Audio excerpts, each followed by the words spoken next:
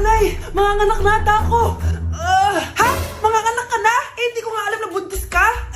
Wait lang, Nay! Baka natatay lang ako! Sige, bilisan mo!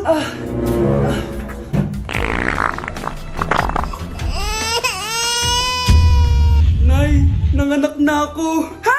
Lumabas na? Parang tinain mo lang yan ah! Paano na to, Nay? Tawagin mo tatay niyan! Umanda sa akin yan! Sige po, Nay!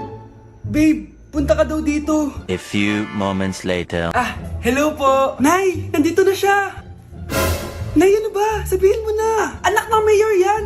Mayaman yan sila, anak. Tama, ako po yung anak ng mayor. Oh, eto anak mo, magbigay ka ng pera para dito. Saktong-sakto, nagdala ko ng 1,000,000 para sa kanya. Ay, 1,000,000 lang? Walang bahay at lupa? Sige, bigay ko na din yung isang mansyon namin. Ay, mansyon lang? Walang sasakyan? Bibili ako ng sasakyan para sa inyo. Okay na ba yun, tita? Ay, oo, okay na yan. Talino ko talaga. Mindset lang yan.